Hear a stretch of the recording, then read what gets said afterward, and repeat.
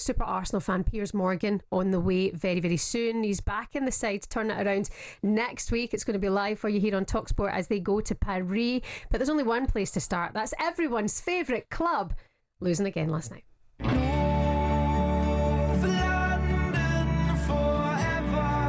This dream, club deserves to have it. It's one of the biggest clubs in the world and we believe we can win it. I think they're going to be a walkover for us, to be honest. I think we're going to walk all over. Guys, bring your boots, bring your shorts, bring your t-shirts and let's play every ball together. They've been waiting for great nights at the Emirates for a long, long time since the place opened. They had one against Real Madrid, they need another one too. It's our time. It's time to make it happen. The Parisians' leading marksman, Ousmane Dembele, who has got their night off to a dream start. I want you to play every single ball with us. 4 minutes on the clock, Arsenal 0, Paris Saint-Germain 1. I need you. I need the person next to you. What happened to them? 4 minutes they cheered. They brought the boots. Arteta's doing this big speech. Bring your boots. Guys, bring your boots. Why don't they bring your boots? Every pass, every tackle, every run, every decision. If we concede after 4 minutes, stay with us. Yeah. 4 minutes on the clock, Arsenal 0, Paris Saint-Germain 1. You need to leave the energy of that stadium and the people next to you. I count on you.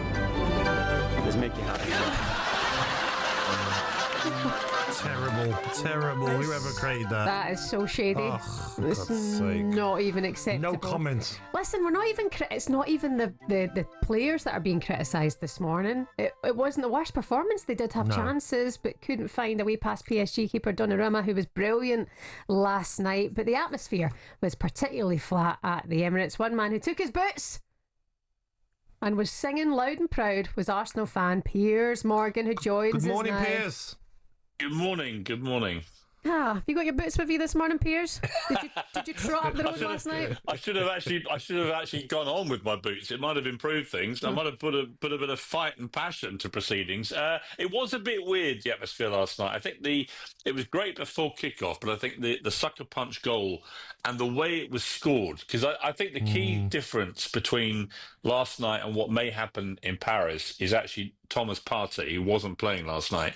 I don't think Dembele makes that run with that amount of space in the 4th minute of the game if Partey is on that field. And I think that we really missed him last night. And I think that the goal, it changed the atmosphere. I think for half an hour, PSG were brilliant. Let's just not muck around. Dembele, Doué, Kvaratskhelia. I mean, I thought he in particular, just on the left wing, was just terrorising us. And I think that we were slightly shell-shocked. The players, the fans. This was not the PSG we played last year. This was a very, very different team. I thought they were comfortably better than Real Madrid were against us.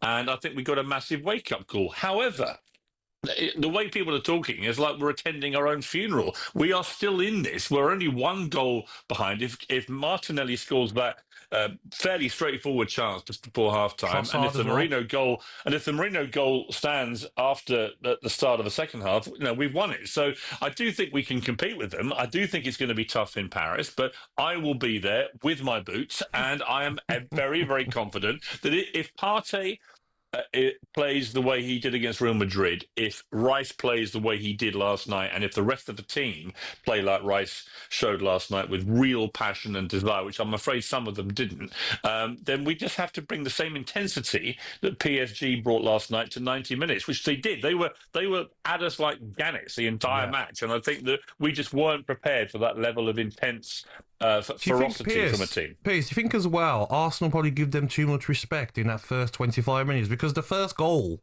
there was 27 passes before that goal. Do you think the atmosphere before the game, should Arsenal have just pressed high straight away? Yeah, I just think there was something lacking about our intensity, and you do wonder why. It's like this is the biggest game for many of these players in their entire careers. It's the semi-final of the Champions League. We knew we had to perform well at home. And there were certain times when just some of the players weren't tracking back, and you compare them to PSG. Honestly, the work rate of those PSG players was ferocious, and it carried on the entire match. And I think we were just genuinely, I think the players were a bit shell-shocked. We didn't get that from Real Madrid. We had plenty more time on the ball. But I think, look, Arteta's a smart coach. He's done brilliantly to get us to where we are. And I think that he will learn from that. He said, I was very interested in what he said after the game. He didn't say what he'd learned, but he said he definitely had learned something very specific about the way we need to play against this team.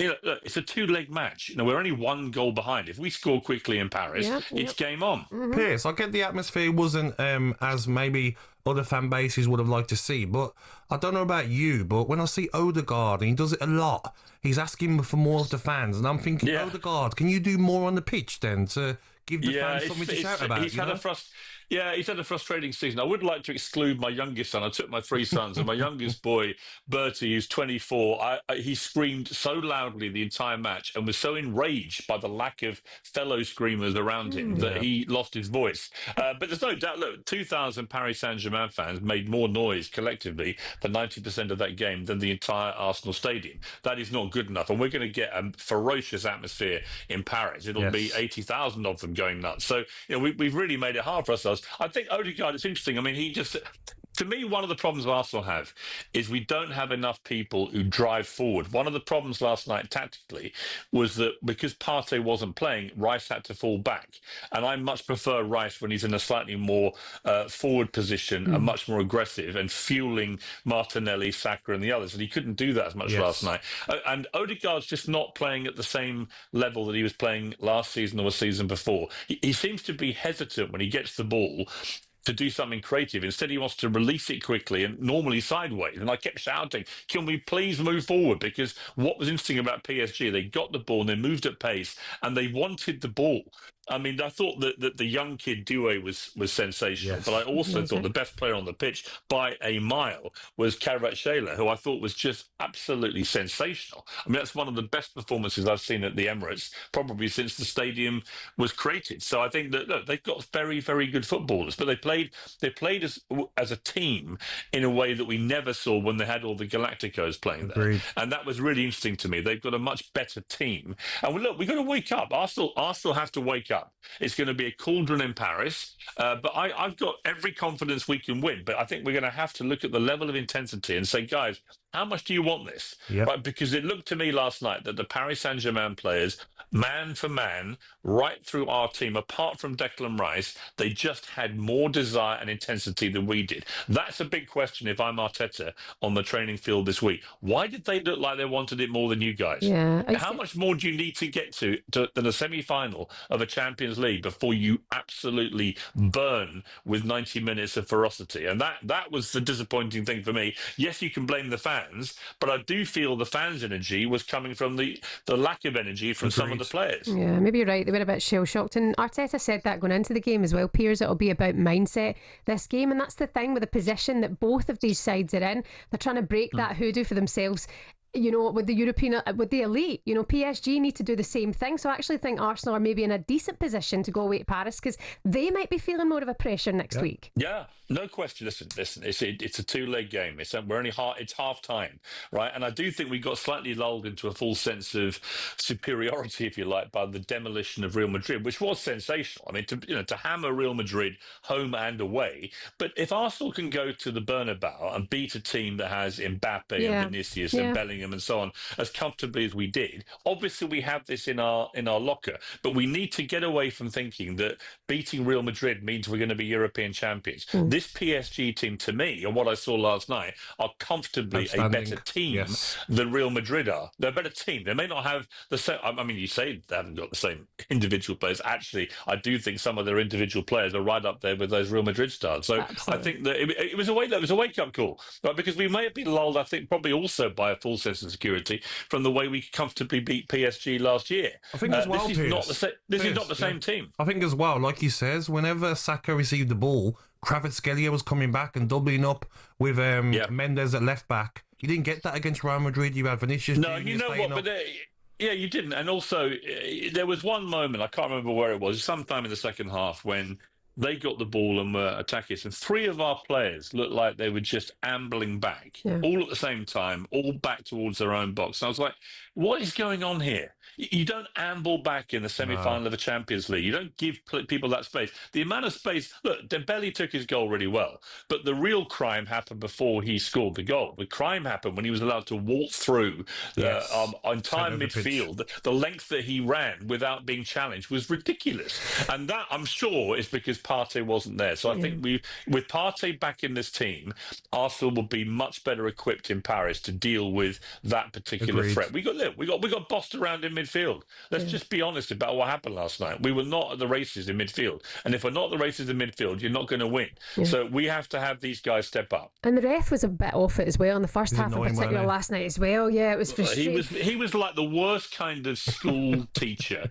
Yeah, the one that everybody hates because he's annoying, he's bossy, he's inconsistent, he's not being fair. I thought we got the rough end with him. But look, we can make excuses. We can say it's because the fans didn't sing loud enough. We can say it's because the referee was unfair. It's 1-0 though, Piers. This isn't 3-0. It's 1-0. Exactly. And they had as many unfair calls than the ref as we did, right? I think they probably had a penalty. Yeah. So look, let's stop the squealing, Gooners. Let's just remember we're in a battle here to get to the Champions League final. No one should pretend this was ever going to be easy. Yep. This lot are a proper football team, and we need to take our A game to Paris, and we need to demolish them in their own Parisian backyard. And I will be there as part of the demolition process. Yeah, with your boots on and everything, Piers, with my boots, my shirt, my shorts, and my garlic. I'll be there. I'll do whatever I can to dismantle them. Piers, before we go, Piers Morgan Uncensored, you've had Dubois and Alexander Usyk with you. It drops this week.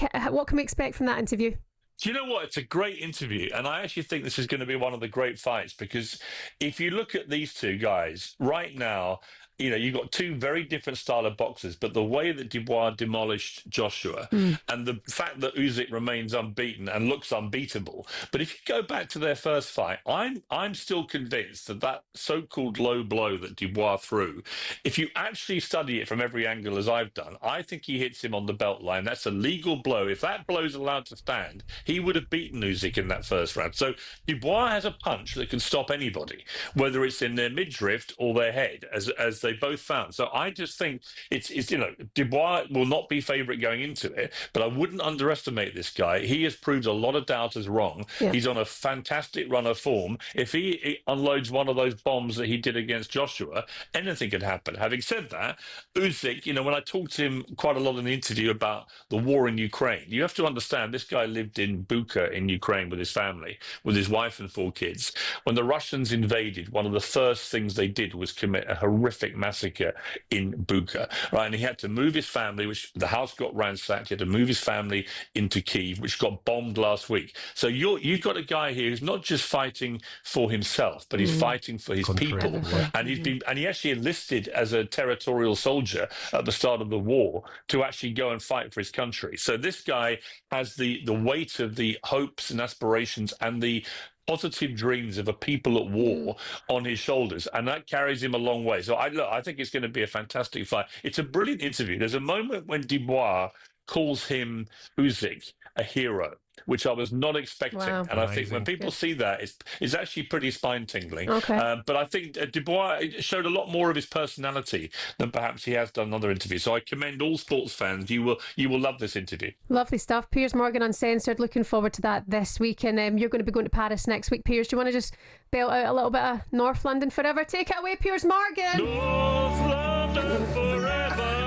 Whatever the weather. Even the weather was good last night. We have no excuses. We have no excuses. And the worst thing is, my wife was born and raised in Paris, and there's no sympathy for me. So we need to shut her up, if nothing else. Piers Morgan, thanks very much for coming on. See you guys. talkSPORT Breakfast, waking you up Monday to Friday morning from 6 a.m. on AM, on DAB, via the talkSPORT app, and on your smart speaker. talkSPORT.